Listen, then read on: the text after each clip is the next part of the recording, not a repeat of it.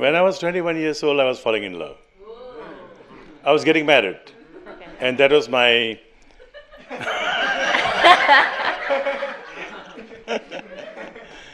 You know, when you're 21 years old, your energy is at the peak. And you should really make the best use of the energy. And to make the best use of the energy is, once again, let me tell you that expand your consciousness. Come out from your shell. Look, you're doing just the right thing. You're going around the world and you're looking at things, Look at the world as one totality. Totality. What is happening to you, what may have happened to you, what may happen to you in future, your relationship, your problems, all these things are nothing considering the things that this world is going through.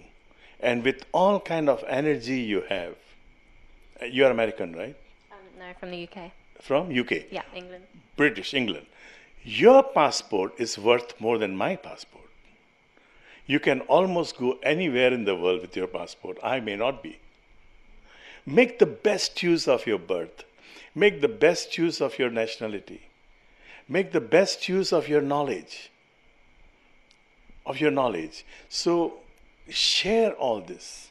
Share all this, but share discreetly. Share discreetly where you are really wanted, where you are really needed, where you can really be of some help. Because otherwise you'll be throwing, like Jesus says, you'll be throwing seeds upon barren land and they will not grow. So you have to find right kind of land. This time period in anyone's life is for sharing. And a lot of people, they waste this period of life, this phase of life, in things which are not really important.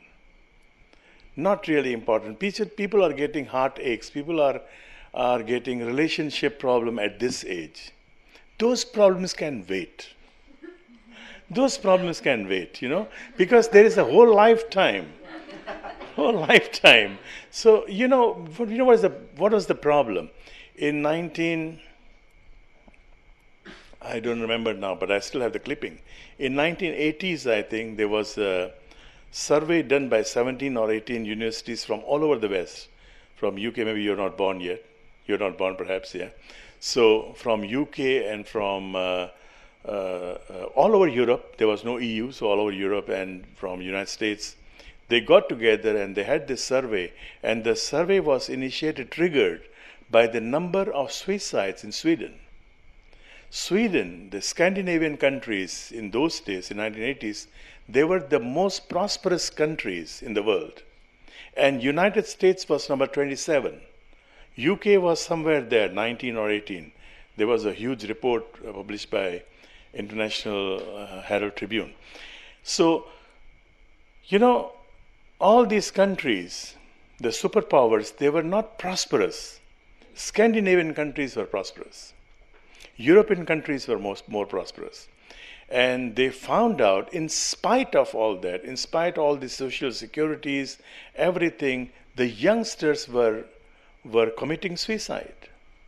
And when they started to find out why they are committing suicide, they could summarize it that they lacked challenges. They lacked challenges. And there is a big problem which was not adequately addressed, is about relationship. In UK, in Spain, for instance, Germany, all over Europe, families mattered. Until perhaps your grandfather's generation or even your parents' generation, families did matter. But from 1960s onwards, 70s onwards, families stopped mattering. People didn't care to get married, people wanted to live in, and the problem is not about living in, the problem is about getting married. You can choose anything. The problem is people were not ready to commit themselves. That is the biggest problem. The core of the problem is you are not taking up responsibility. You're not taking up responsibility. So what is happening now all over Europe was triggered by those experiences from 1970s, 80s, and now. You see, the situation in Europe, Your governments are bullying you. Your governments need the immigrants to run their industries. They don't care for you. If you're being raped, it's all right. They won't publish that. They need. And they feed you with the wrong information. If you say something against immigrants, you'll be branded racist. No, it is not about racist. It is about values. It has nothing to do about races. There are people with different sets of values. There are people with different sets of values and they feel they're right. What can you do? You can help them, you can love them, you can care for them. But I won't expect you to come down to my house, to come into my house and tell me to start renovating this whole thing to suit your needs or to suit your fancy. No, Anand Krishna, I don't want the statue of Buddha here. I want the statue of Satan here because I'm a devil worshipper. I will not appreciate that. And you should not appreciate that. You should not give away your values. I'm not into European values. I've got my own Asian values, but I respect the European values. Keep to those values. You have beautiful values. One of the countries that I wanted to retire in was UK. And now, with all my friends living there, I would not even consider going there. Frankly speaking, I'm afraid because they may misunderstand me as somebody else with this kind of Asian face. What have you done with your countries? All these things are issues to be addressed by the youth, by you, by people in your age group. You have to come up with a solution. If you want to really help the immigrants, lease few islands in the Caribbean, lease islands anywhere in the world. Get together, spend some money, build schools in those islands. Keep those immigrants in those islands, educate them, and then let them decide. If they want to follow your values, bring them to Europe. If they want to remain with the Asian values, go back to your countries once there are no wars. If you want to help, truly help, that's the way to help, and this voice has to come from you. I'm very sad when I hear what is happening in UK. Birmingham, my God, it used to be one of the best places I was to visit. And look at the condition. You have to come up with solution with a cool head, and you have to tell people, I'm not being racist, I'm just being human. I'm just being human. I have every reason to defend my values. And those values are wonderful. The European values are wonderful. I keep telling everybody who is having problem with English or having problem with European values, I tell them that, look, I tell my school teachers and school staff that if you want to continue, you want to be able to negotiate, to compete in the world, you have to learn English. You have to learn English. You cannot do without English. I appreciate the German values. Every German comes here, I always advise them to read Hermann Hesse. Have you heard of Hermann Hesse? Siddhartha. Always read that. I mean, this man has got, and I must have read that many times, and I have translated that into Indonesian. And every time I read, in fact, the last time I was reading it was about a few years back, and I got totally different understanding of this book, So there are certain things, and the Germans were the first to understand Sanskrit. Your language, which of course it is called Indo-European languages, but actually it is all same. The mother is same. So there are certain values which are so wonderful. Hitler, of course, I don't agree with Hitler, but the man got our symbol. And this our symbol is not my monopoly. All over India, all over Bali, you'll get to see the swastika. And he got the swastika from Tibet. And when he got swastika before the World War, before First World War, because First World War devastated Germany. Germany was bankrupt in the First World War. And then he got this symbol. You know the meaning of the symbol?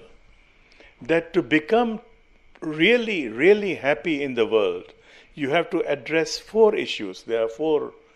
That symbol is about 8,000 years old. This symbol is about 5,000 years old. That was the original symbol. This is a variation of the same symbol. There are 4 boxes. The first one is earth. Dharma.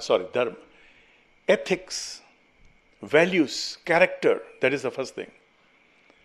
You have to have integrity. You have to have character, you have to have ethics. That is the first value. Second value is money, artha. You need wealth. A country has to be wealthy. Family has to be wealthy, have to be prosperous. You cannot live in this world without money.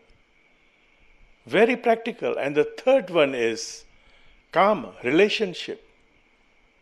Relationship, you have to be good at your relationship among nations, among families, with your neighbors. And the fourth one is moksha, freedom. Freedom to work, freedom to move, freedom to think, freedom to read anything. This was never told to you by in your textbooks. Why did Hitler choose this symbol? Why didn't Hitler choose just any other symbol? Why did he choose this symbol? Nobody taught you this.